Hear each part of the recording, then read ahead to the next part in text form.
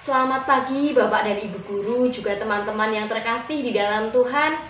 Mari pertama-tama kita panjatkan puji dan syukur kepada Tuhan karena atas berkat hikmat dan rahmat-Nya sehingga pada hari ini kita masih diberikan anugerah kesehatan dan keselamatan yang melimpah. Kita pun bersyukur karena pada hari ini kita masih diberikan kesempatan sehingga kita dapat berjumpa kembali walaupun melalui layar handphone. Kita bersyukur sekali.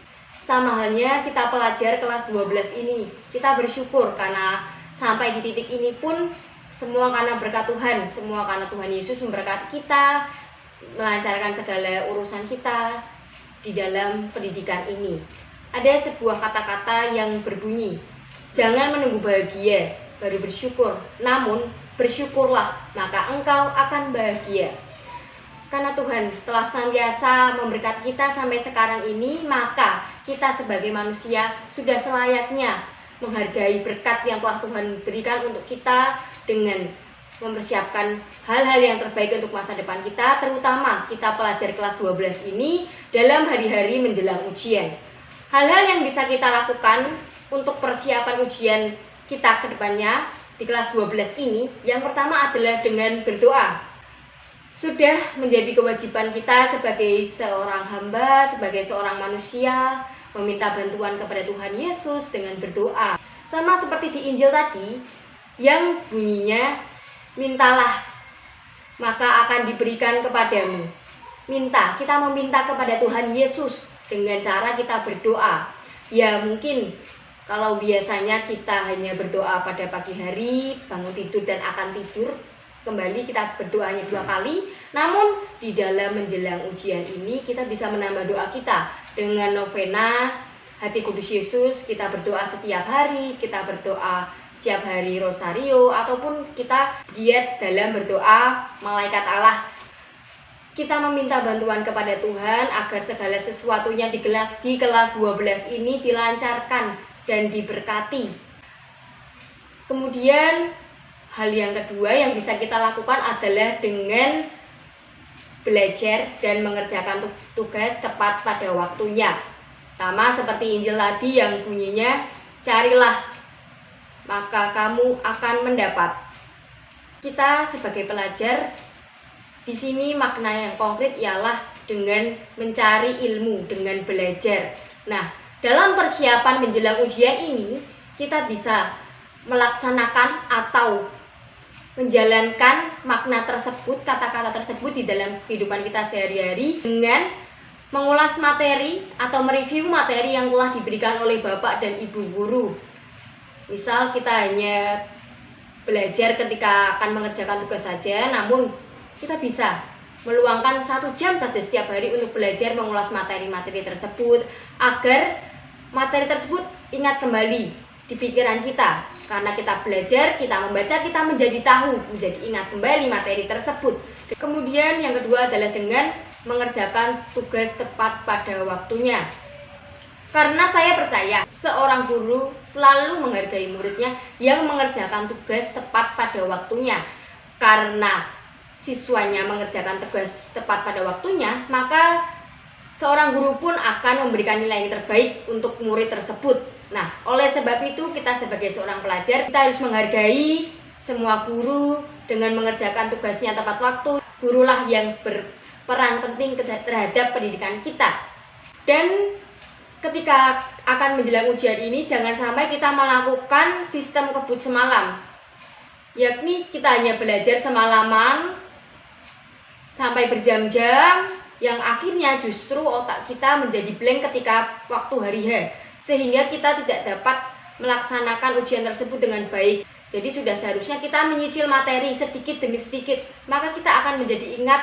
Justru karena dicicil tersebut akan menempel di otak kita, sehingga kita pun bisa mengerjakan ujian tersebut dengan baik pastinya. Kemudian hal yang ketiga adalah dengan berbuat baik. Poin 1 dan poin 2 juga merupakan perbuatan baik, namun kita bisa menambah dengan perbuatan baik lainnya dan melaksanakan dengan ikhlas hati.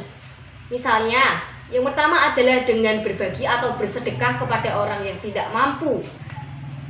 Ya walaupun kita seorang pelajar yang uangnya tidak banyak, tapi kita bisa menyisakan menyisakan setiap hari uang saku kita untuk disumbangkan. Misalnya 1.000 saja setiap hari. Kemudian 5 hari sudah menjadi 5.000. Kemudian kita donasikan melalui dompet digital tersebut. Kita harus melek kepada mereka yang kurang mampu.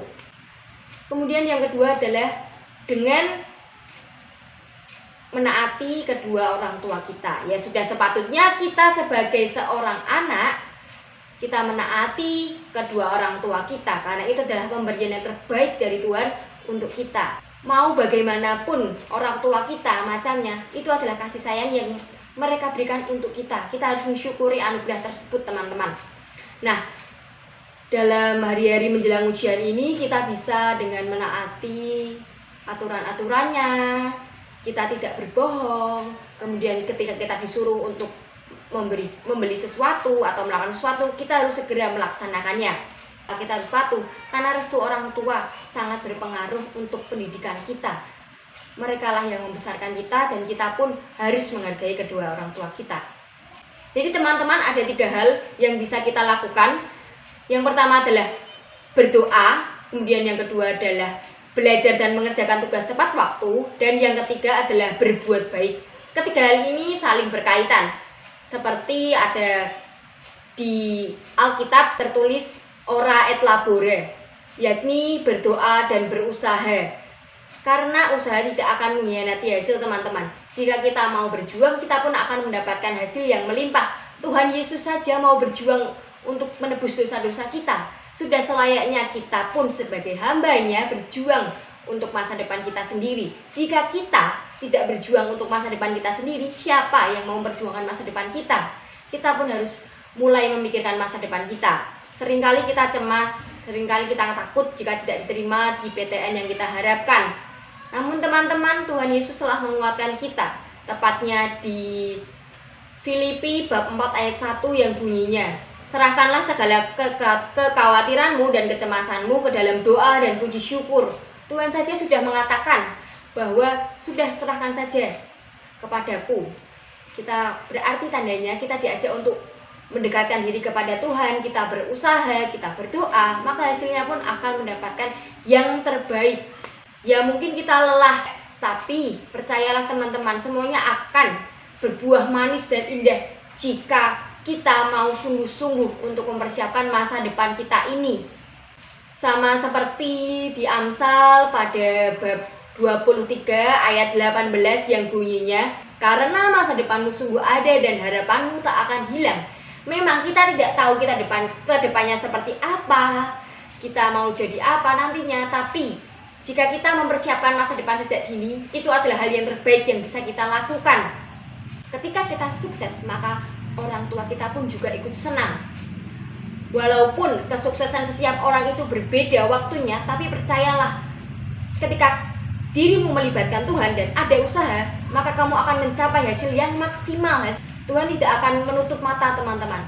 Tuhan selalu melihat apa yang telah kamu lakukan, apa yang telah kamu kerjakan.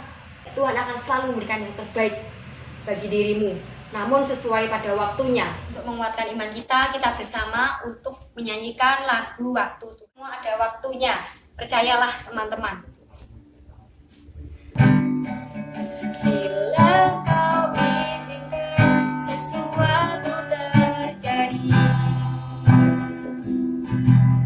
ku percaya semua untuk kebaikanmu. Bila nanti telah tiba waktumu, ku percaya kuasa-Mu memulihkan hidupku. Waktu Tuhan pasti yang terbaik, walau kadang tak mudah dimengerti. Lewati cobaan, ku tetap percaya waktu Tuhan pasti yang terbaik. Waktu Tuhan pasti yang terbaik. Tetap semangat dan jangan menyerah. Tuhan Yesus memberkati.